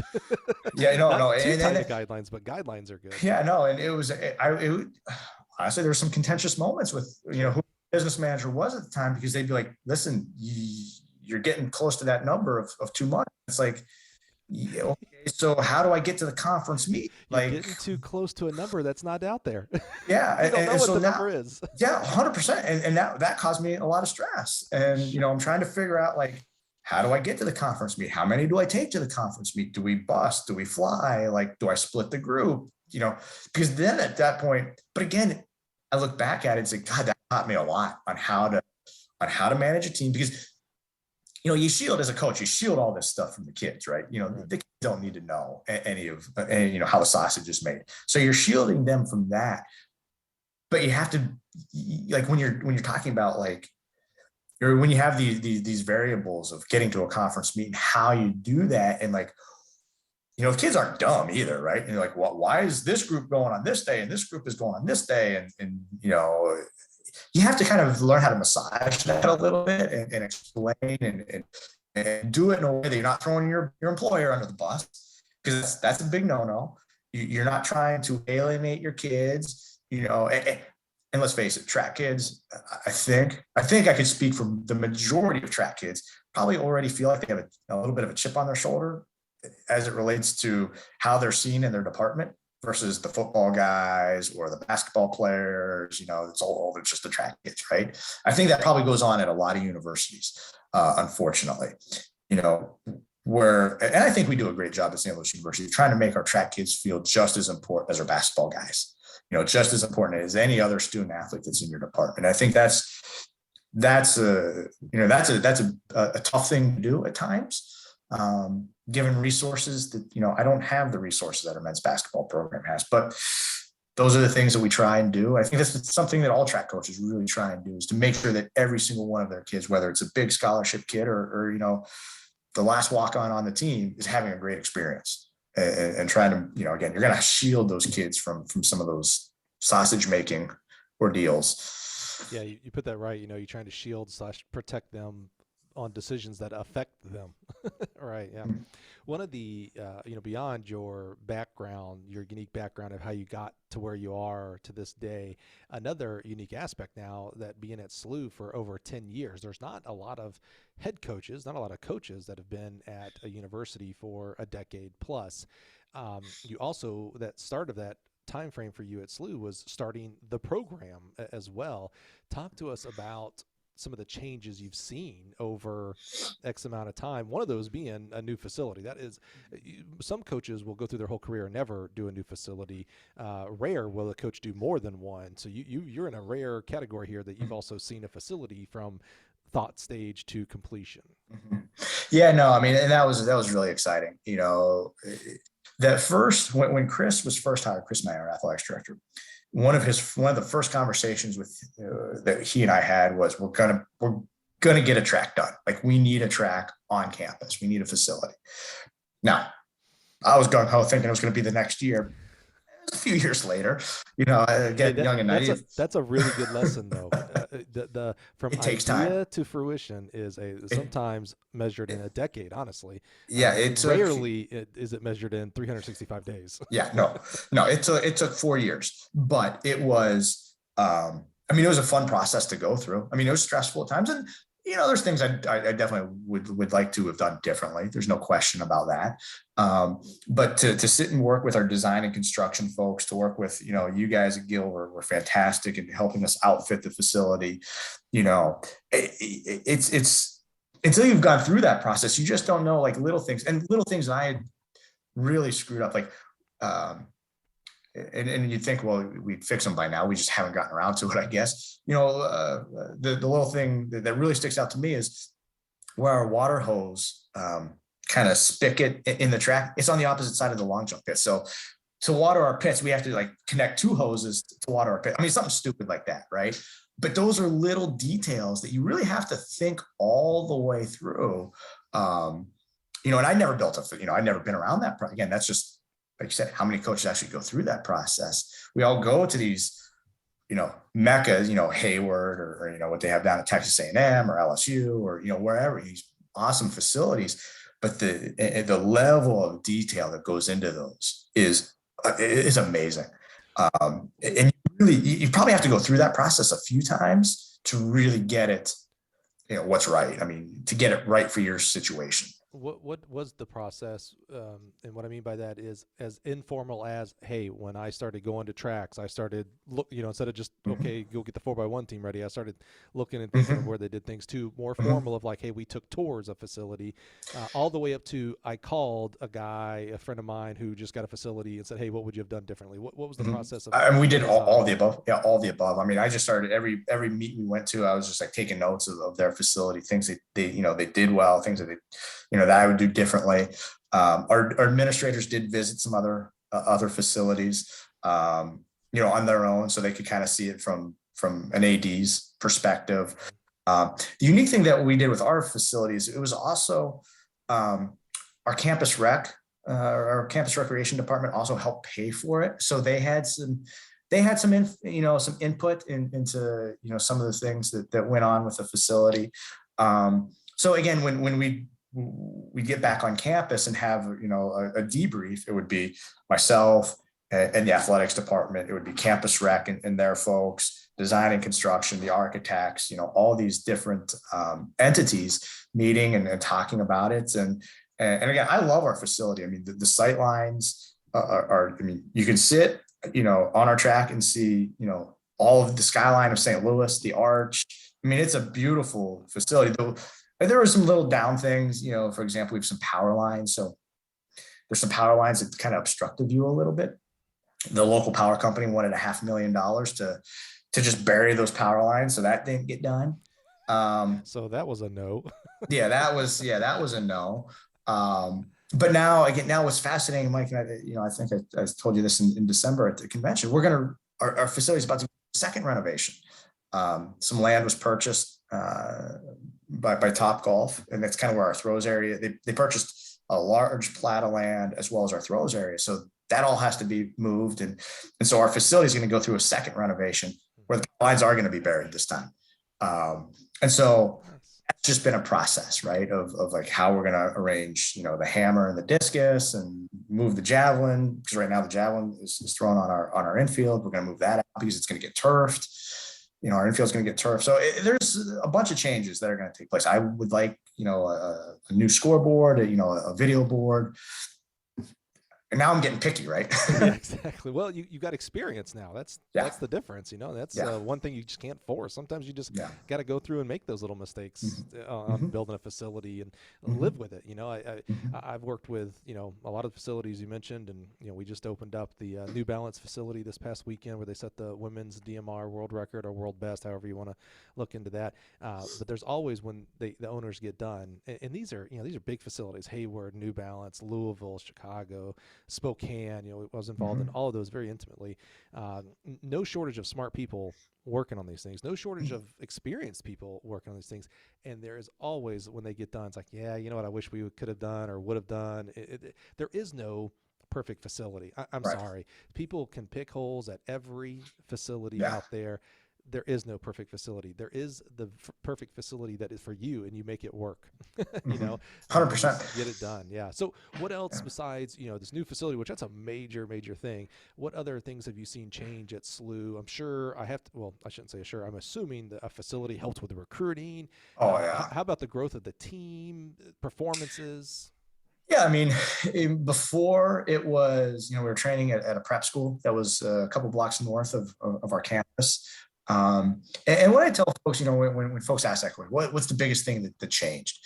And I said, I tell people is when we were training at the prep school, I always felt, and to a certain extent, we were always on borrowed time. Always felt because I was trying to, because of our class schedule, we were able to practice, before their kids got out of school. But I had to have everything done by the time those kids were getting out of school.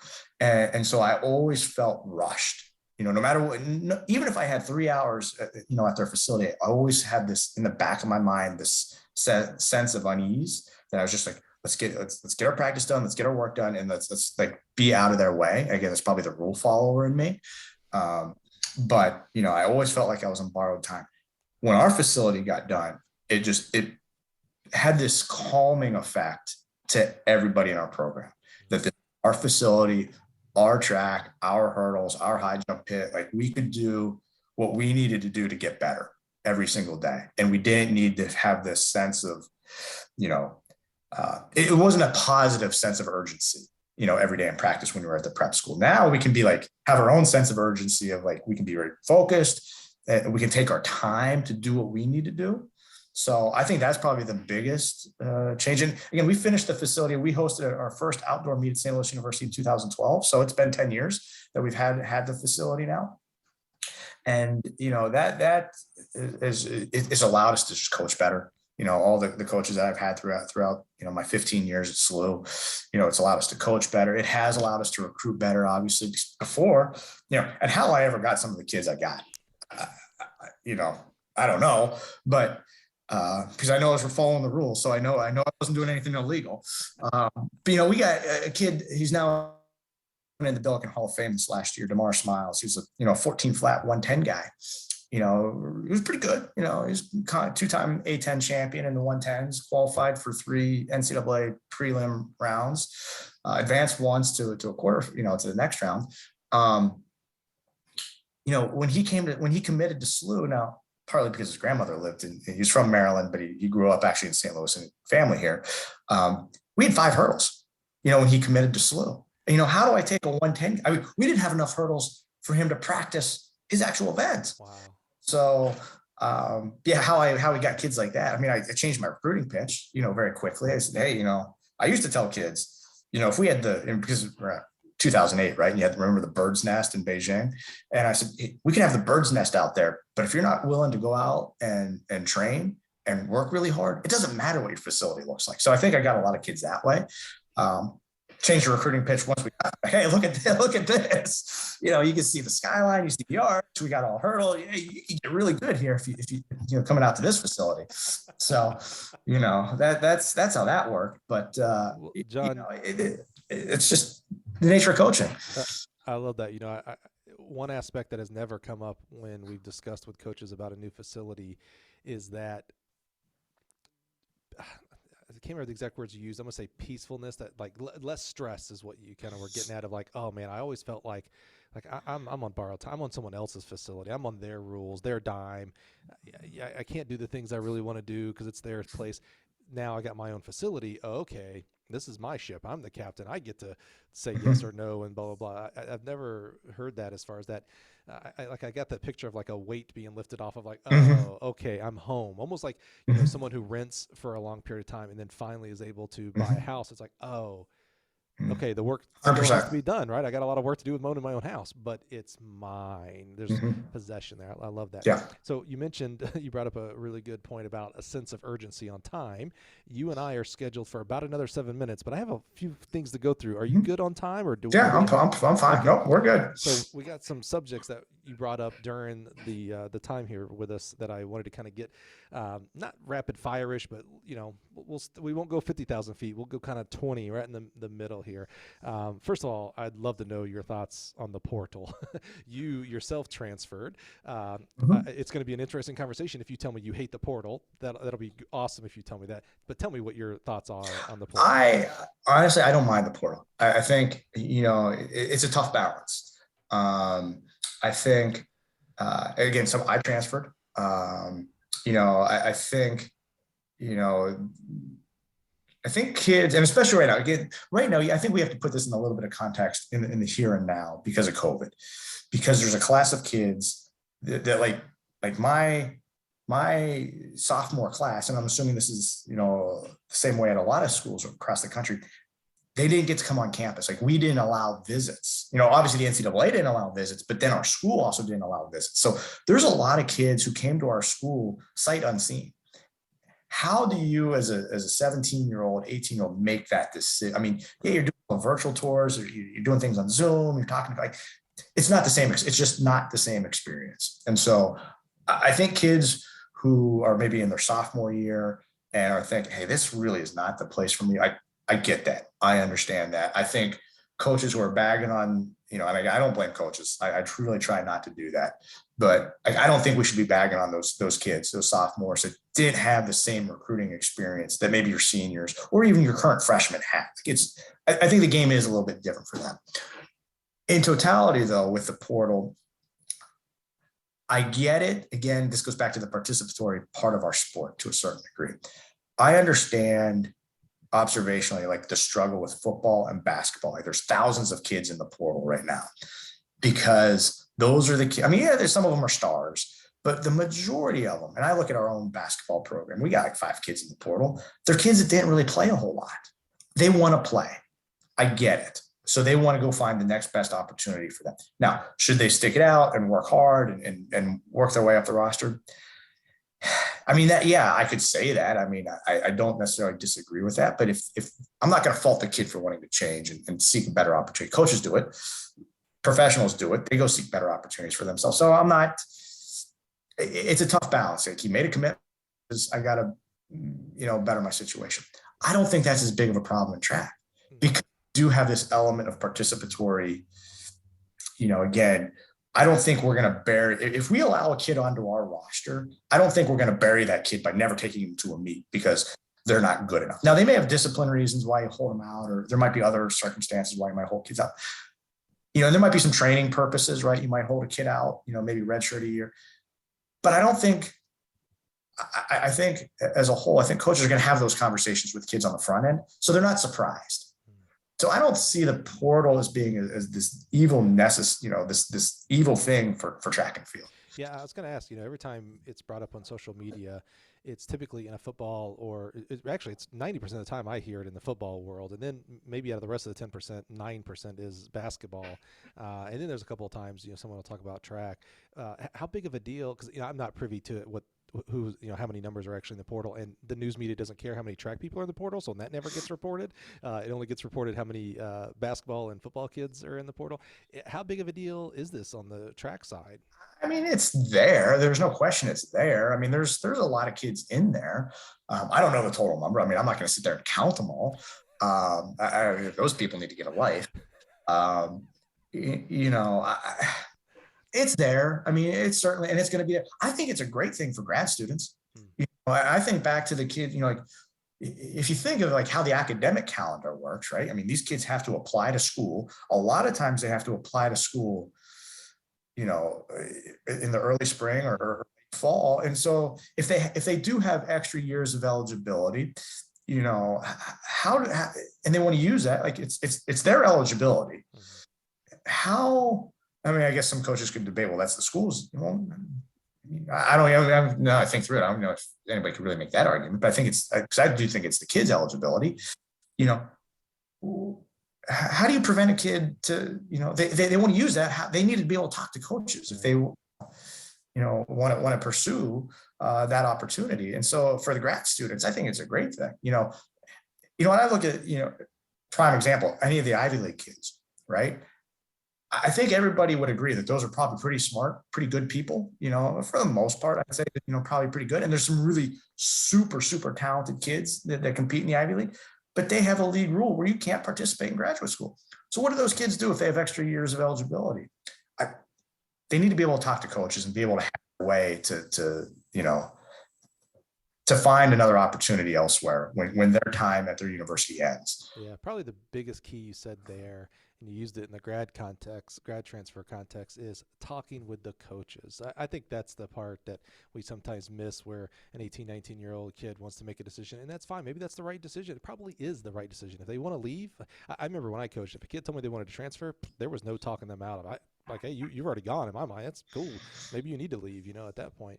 But the communication factor, I think, is what we miss sometimes in that side. And I'm not sure that the portal encourages lack of communication, but it certainly doesn't seem to encourage more communication between athlete and coach. Okay, next topic, kind of on the same vein. You mentioned in grad school. So back in the day, I think you said Paul told you, look, if you want to coach college, you're going to have a grad degree because it gives you some credibility. Do you think that now that you've hired coaches and you've seen other people get jobs and things like that, you've counseled maybe former athletes going into the coaching profession, how much is that still true today in 2022 that you need a grad degree to really coach college track? I think it's still important. I don't say it's the route I chose. I think it's, I say that because the process you have to go through, Chris Bucknam a couple of years ago at the convention made an argument that we should be able to have, because technically not really in our rule book, the way it's currently written, GAs, if you have, like at Arkansas, where you have 6 full-time assistants, you can't have a GA, and I think Coach Bucknam's argument was, we want to have more coaches in the business. We want to do this. So we should put it in the rule book that we can have a graduate assistant.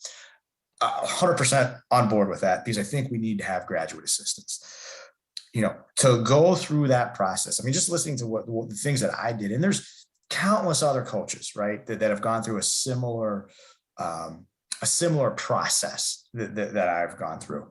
It teaches you it teaches you real quickly if this is something you want to do or not. I do sometimes think we sell ourselves short as professionals. I do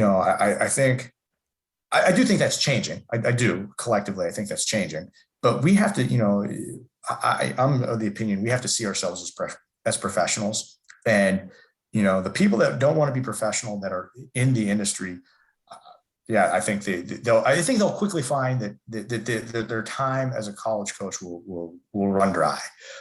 Those that have a professional attitude about it, take themselves seriously, want to go through those steps, will end up having a very nice career at whatever, Division I, Division II, Division III, NAIA, JUCO, whatever. But I think that graduate process, it just lends itself to weeding. I say weeding people out, but it really tells you, you're really able to form yourself. Strengthening people. Yeah, it strengthens you. What you learn in the classroom, I think, is important, but it's all those little things. Learning how to put in the work, learning how to, manage kids, manage, teaching a class, manage going to school. Like, you need to be able to do all these different things. And so I think it's critically important. I love hearing that from Bucky. I just had that thought kind of a week ago where in my head I was like, man, we should have like unlimited GAs. And I know that means Florida State's going to have 20 of them and St. Louis is going to have 1. I get it. But, it gives more people an opportunity to coach and to figure out if they want to be coaches, right? As far as that, it helps them become better coaches in the sense of whether it's completely hands-on like you had at Emporia State, or if it's more of a observatory role, depending on the coaching staff and how they want to put it together. But if that person who goes to a grad program decides not to coach, well, now we just have a smarter person in society. What's wrong with that? That's awesome as well, So yeah, I think unlimited GAs should be out there for all sports, by the way, not just track and field. Yeah, I think, at the end of the day, we're in the business of education. So why are we limiting? Like, if the funding is there, and again, I know that's trust me, I'm at a school. You're right. I'm going to have one, maybe two, if I'm lucky. Hopefully two. I get it. Resources are limited, but why are we limiting? If the money is there, why are we limiting education? But you're going to hire a more experienced assistant coach one day because they were able to do grad work at one of these that were able to do 20 at Arkansas, whatever. So when it's not a bad thing. Yeah, absolutely. Okay, next subject. Head coach mentoring. This is a passion for it, so that we have head coaches that start off on a higher level than what you did. Honestly, first day of head coaching, you're like, oh, what do I do? Right. You mentioned that you now are starting to allow I don't want to say allow, but you're bringing in your assistant coaches and grad coaches to be involved in, I assume, budgeting and scheduling and purchasing. How valuable have you seen that to be with your assistants? Oh, I think it's incredibly important for them. I've had some folks that have come through through our program, and have moved on to, other institutions and other places. And I'd like to think there's something along the line. Again, do they do everything the way I did it? Probably not. I would hope not. I'd hope they'd be their own coach and their own person and figure out, what works for them and their situation. Hopefully, realistically, they probably learn what they're not going to do. Again, that's perfectly fair. And so, I think it's incredibly important. I see, I have a full-time assistant now who at some point wants to be a head coach. And so I've allowed her to I've opened the books and kind of showed her kind of the underbelly of some of the things that we do as head coaches. And I think it's probably, not speaking for her, but probably overwhelming at times, because again, you just don't know. And it's you're so unfamiliar with it, kind of when it first happens, that you can maybe second guess yourself. But the more time you spend with it, the easier it becomes. She's gotten great at purchase orders and understanding. And it's not just doing the piece of paper, right? It's, okay, I need to talk to the business manager. I maybe have to go over to business finance and talk to somebody. It's developing these relationships across campus. With our central receiving, like when something, like, trust me, when a pole vault pit comes, as you very well know, it's like, for example, last year when we bought a new high jump pit from you guys, and it got sent to our central receiving, and they're like, hey, we got this high jump pit. Do you want to come over and move it? I'm like, how am I going to move a pole, high jump pit by myself? Like, I need some trucks. I need to the track. Like, it's that process, right? More of my assistants are able to see that. They're not making, I don't give them carte blanche on final decisions, and again, my assistant knows it. She just doesn't go out and order, a new pole vault pit without talking to me first. But no, it's a good process. And I think, for young assistants, I think it's valuable. It's incredibly valuable. Has it helped you as the head coach who has, quote unquote, everything on your plate? Has it helped you to kind of carve off this little side, and she can take care of this, that gets you 100%. back on the track? Yeah. Yeah, 100%. I mean, it's funny. I get, kids coming, hey, coach, I need a new pair of spikes. Like, don't talk to me. Go talk to this coach. Go talk to that coach. Did the spikes come in? I don't know. Go talk to so-and-so. So yeah, it has, in some ways it has. And I also think, it's another way. I also look at it, Mike, as another way to develop not only my staff, but to develop the relationships with my kids. So now all of a sudden I have a sprinter or a jumper going to our distance coach, or a women's distance coach to talk about you. It gives them an opportunity to engage with somebody that doesn't see them on a daily basis. And so, it's fun for me to watch some of our distance runners go to, like, our jumps coach and ask about certain pieces of equipment. And, you're trying to find creative ways to build team and build culture. That's one way that it's kind of been a byproduct that when I set out I didn't think it was going to happen that way, but geez, now like there's my distance runners have a relationship with our jumps coach, which I don't know if that goes on at a lot of places. I don't know, but it goes on in our program. Yeah, there's not many win-win-win type of situations. And that Mhm. seems like a win for you, a win for the assistant coach, a win for the culture of the program. Mhm. Again, not sure where I see drawbacks there. Mhm. Maybe to your point, the assistant coach doesn't do something exactly the same way you would have. We all have our individualistic styles, as long as they're following the rules and Mhm. doing to the the Mhm. letter of the rule or the purchasing the right thing, etc. Mhm. I think the end of it is still a win-win-win. I love that. Mhm. All right, John, we've been talking about Coach Bell a lot here. We're almost hitting the 2-hour mark, man. I don't know if you realize we would get there, man. Your journey is so fascinating. I just wanted to end on today to talk about John. So I hear dogs in the background. I know you're a bike fanatic. Tell me about what do you do outside of the track, man? You can't coach 24/7. What do you do to kind No. of unwind and hobbies and things Yeah, like that? yeah, yeah. So yeah, we've got 3 rescue dogs, and they are needy as all can be. I Uh, hear them. yeah, no, they are needy. Not quite like guinea pigs, but they are they're a good time. But no, you're right. I do. I spend a lot of time on a bicycle. That's now my competitive outlet outside of coaching my own team. I've always been into cycling. People ask me, like, "Do you like to run?" I hate running. Um, I joke with people. You won't catch me running a step. Haven't run in years, but I compete. I still a competitive cyclist. I think a lot of people, well, maybe not a lot of people, but certainly a good number of people know I participated last summer in the Trans-America Bike Race from Astoria, Oregon to Yorktown, Virginia. So 24 days across the country Wow. via bicycle. And my wife made them after I finished. Did a couple interviews here in St. Louis. People asked, "Are you gonna do that again?" I said, "No, I'm going to be in a divorce if I do that again." My wife made the mistake 2 months ago. She said, "John, if you want to do that again, by all means." Now, I got to double check with her to make sure she wasn't pulling my leg on this one, but I signed up to do it again this June. Wow. Barring, hopefully we get somebody into the national meet. If we get somebody in the national meet, it's obviously a no-go, but I will be doing that again this summer.